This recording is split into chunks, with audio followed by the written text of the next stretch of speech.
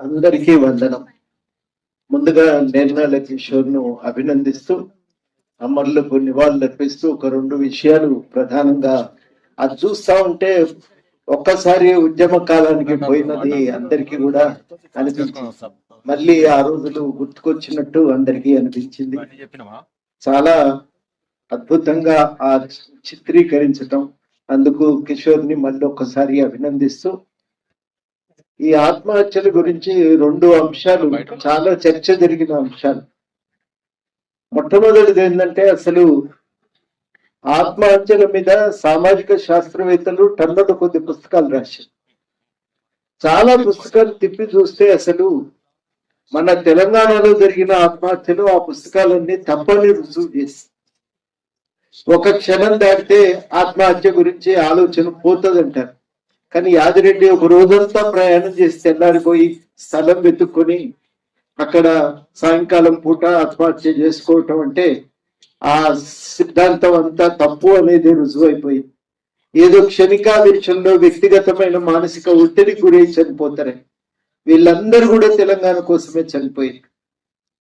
చనిపోవడం ఆ క్షణం గట్టిగా నిలబడి వాళ్ళు ఎవ్వరు కూడా తెలంగాణ అనేది యాదికి లేదు. మీరు వరంగల్లో భరద్వాజ చనిపోయిండు, ఇంజనీరింగ్ విద్యార్థి, తండ్రి ఆర్టీసీ కార్మికుడు. ఆ పిల్లగాడు డీజిల్ తాగిండు, ఒంటి మీద పెట్రోల్ పోసుకోవటమే కాక తాగిండు. ఎందుకంటే మళ్ళీ పొరపాటున కూడా బతకూడదనే ఆలోచనతో పెట్రోల్ తాగిందా.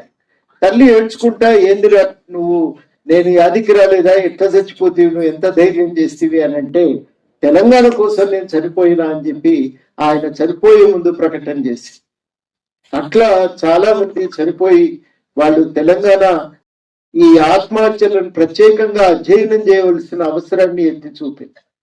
ఒక త్యాగం, ఒక సాధన, ఒక ఉమ్మడి అవసరాల కోసం, ఒక ఉమ్మడి లక్ష్యం కోసం చనిపోవటం అనేది మామూలు విషయం కాదు. సొంత అవసరం ఏం లేదు అక్కడ, ఉమ్మడి అవసరాల కోసం ప్రాణత్యాగానికి పాల్పడింది. ఒక్కొక్క మరణము ఉద్యమాన్ని ఒక మలుపు తిప్పింది. వరంగల్లో రాజ్ కుమార్ అనే అబ్బాయి ఆత్మహత్య చేసుకున్నాడు. మన దగ్గరికి జగన్మోహన్ రెడ్డి కూడా పర్యటనకు వస్తే ఇంకెక్కడి తెలంగాణ, ఉద్యమం పోయినట్టే. ఆ మాట అంతకుముందు చాలా మంది యువకులు చెప్పారు.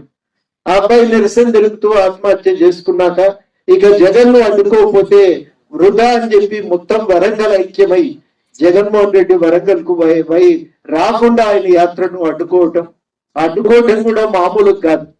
మొత్తానికి ట్రైన్లోనే ఆపాల్సిన పరిస్థితి కూడా ఏర్పడ్డది. ఆ స్థాయిలో ఒక నిరసన జరగటం కూడా మనందరికీ తెలుసు. అట్లాంటివి అనేకమైన ఘటనలు. యాదయ్య సిరిపురం యాదయ్య క్యాంపస్ లో ఆత్మహత్య చేసుకున్నప్పుడు ఆయన మొత్తంగానే పోలీసుల యొక్క అక్కడ హింసను, దాడిని వాళ్ళు నిరసన తెలపటానికే ఆత్మహత్య చేసుకున్నారు. ప్రతి వ్యక్తి కూడా చనిపోయిన వ్యక్తి వెనకాల సమాజం పట్ల ఒక నిబద్ధత కనబడుతుంది. నేను అందరివి కాకపోయినా చాలా మంది వ్యక్తిగత జీవితాలు కూడా చూసిన ఒక నిబద్ధతతో జీవించినటువంటి వాళ్ళు. ఇది ఒక భాగం అయితే, రెండవ భాగం ఏంటంటే ఈ ఆత్మహత్యలు అనేవి చాలా విలువలను ఎలా ముందుకు తీసుకొచ్చినాయి. సమాజం కోసం ఒక్క రోజు కూడా చిన్న నష్టాన్ని కూడా భరించడానికి సిద్ధపడినటువంటి మనుషులను మనం చూస్తుంటాం, నాయకులను కూడా చూస్తూ ఉంటాం. అటువంటిది సమాజం కోసం వాళ్ళు నిలబడి తమ ప్రాణాలను వదిలేయటం అనేది మామూలు విషయం కాదు. అంత త్యాగనిరతి మనిషిలో ఎట్లా సాధ్యమవుతుంది అనేది ఊహకందనటువంటి విషయమే. వాళ్ళు ఏమీ ఆలోచించలే, తెలంగాణ వస్తే నేను ఏమైతా, నాకేం పదవి వస్తుంది, నా ఆస్తి ఏమైతుంది అని ఏది ఆలోచించలే.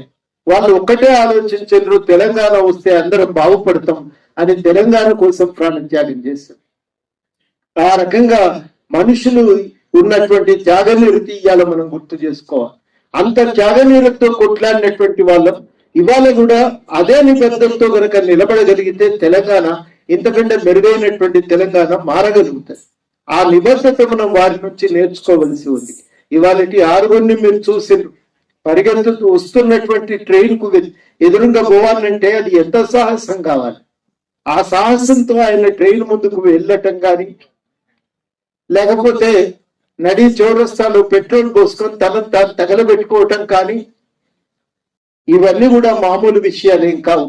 కానీ ఈ ప్రాంతానికి తనకు సంబంధం లేని తెలియనటువంటి ప్రాంతానికి పోయి ఊరేసుకొని చనిపోవటం కానీ, ఒక మనిషి ఇంత త్యాగం ఎట్లా చేయగలుగుతాడనేది ఒక్కోసారి ఆశ్చర్యం. ఇది తెలంగాణ తప్ప ఎక్కడ కూడా సాధ్యం కాదు. ప్రపంచంలో ఎక్కడ కూడా ఈ రకమైనటువంటి చావులు మనకు కనబడవు. ఐర్లాండ్ లో చనిపోయి ఉంటారు కానీ ఒక 30-40 మంది. బుద్ధిస్టు లామాలు చనిపోయి ఉంటారు ఒక 25 మంది. కొరియాలో రైతులు చనిపోయి ఉంటారు, రైతుల కోసం బుద్ధిస్టులు కూడా చనిపోయిన సందర్భం ఒక 20-25 మంది. నార్త్ ఆఫ్రికాలో అతలాకుతలం చేసిన అల్జీరియా దేశంలో తిరుగుబాటు కారణమైనటువంటి దేశంలో ఒక్క వ్యక్తి ఆత్మహత్య మాత్రమే అక్కడ ఒక మార్పు కారణమైంది. కానీ ఇంత 600 మంది చనిపోతే ఎందుకు ఇది ఇంత ప్రధానమైన ఘట్టం కాలేదు ప్రపంచంలో అనేది ఇప్పటికీ కూడా ఒక మిస్టరీనే. ఎందుకు ఇట్లా కాలేదు అనేది ఆలోచించవలసినటువంటి విషయమే. ఇప్పటికైనా మనం గుర్తు పెట్టుకోవాల్సింది, ఆఖరిగా నేను చెప్పవలసిన విషయం ఏంటంటే, మనం ఈ మనుషులు ఇవాళ తెలంగాణకు ఒక కొత్త విలువను, కొత్త ఆదర్శాన్ని నేర్పిస్తున్నారు. ఎవరు కూడా ప్రాణాలను కోల్పోవద్దు, ప్రాణాలను కాపాడుకునే సమాజం కోసం నిలబడాలి, కొట్లాడాలి. కానీ చాలా కీలకం, ఆ నిబద్ధత ఇవాళ మనలో లేకపోతే వృధా. ఒక్క రోజుకే చిన్న చిన్న అవసరాలకే కాంప్రమైజ్ అయిపోయేటువంటి సందర్భం నుంచి నిలబడి చూస్తే నిజంగా ఎంత గొప్ప విషయం కదా. ఎన్నింటిని వదులుకోవడానికి ఆఖరికి తిరిగి రాని లోకాలకి వెళ్ళిపోయినటువంటి వాళ్ళు మనకి ఎంత ఆదర్శం కావాలి. మీరు ఒక్కసారి ఇవి ఆలోచించండి. ఆ నిబద్ధత మనం అందరం కలిగి ఉండాలని చెప్పి కోరుతున్నాం. మనం ఇవాళ నేను ఒక మాట తుదిగా చెప్పదలుచుకున్నది ఏంటంటే, ఇంత రాష్ట్రం మనం అందరం కొట్లాడి తెచ్చుకున్నాం. ప్రతి సంవత్సరం జూన్ 2 నాడు పండుగ జరుగుతున్నప్పుడు మనం ఎవరం కూడా అక్కడ కనబడకపోయేది, విచిత్రం ఇచ్చేది. మనం కూడా కొట్లాడితే కదా, ఒక్కరోజన్నా మనల్ని అక్కడ పిలిచి పండుగ జరుగుతుంది ఇక్కడ కూర్చోమని మనల్ని ఒక్కసారి కూడా పిలవలేదు కదా అనేది ప్రతిసారి గుర్తు చేసుకున్నటువంటి విషయమే. ఆ పిలవటం ఏదో ముఖ్యమని కాదు, కానీ అందరం కూడా ఈ పండుగ చేసుకోగలిగితే ఎంత బాగుండేది కదా అనేది ప్రతిసారి అనిపించేది. మేము ఈసారి ప్రభుత్వానికి చేసిన విజ్ఞప్తి ఏంటంటే, ఈసారైనా అందరం కలిసి చేసుకుందాం. అందరం కలిసి ఒక ట్యాంక్ పండుగలో ఎక్కడనో అందరం కలిసి ఒక పండుగ లాగా చేసుకుందాం, అందరం కలిసి ఒక చోట ఆనందంగా గడుపుదాం కాసేపు అయినా అని చెప్పి, మనం చనిపోయిన మనతో పాటు నడిచి చనిపోయిన వాళ్ళని గుర్తు చేసుకుందాం, వాళ్ళ త్యాగాలను గుర్తు చేసుకుందాం. మన ఆశించిన తెలంగాణ కోసం అందరం కూడా ఐక్యంగా నిలబడి ఒక శపథం పూనుదామని చెప్పి అనిపించింది. అట్లాంటిది ఈసారి సాధ్యమయ్యేటట్టుగానే కనబడుతున్నది. కాబట్టి తప్పనిసరిగా ఒక ప్రయాణం మళ్ళీ మొదలు పెట్టవలసిన సమయం. మనం కోరుకున్న తెలంగాణ నిర్మాణం కోసం ఆ ప్రయాణం ఈసారి మొదలవుతుందనేటువంటి నమ్మకం ఇవాళ ఈ వీడియో చూసిన తర్వాత కలిగింది. తప్పనిసరిగా అందరం పూనుకుందాం, మనం ఆశించిన తెలంగాణ నిర్మాణానికి ప్రయత్నం చేద్దాం. ఒక అదృష్టం ఏంటంటే, ఈ గవర్నమెంట్ కొంత వినటానికి, చర్చ చేయటానికి, ఈ లక్ష్యాల సాధన కోసం నగరటానికి సిద్ధపడి ఉన్నది.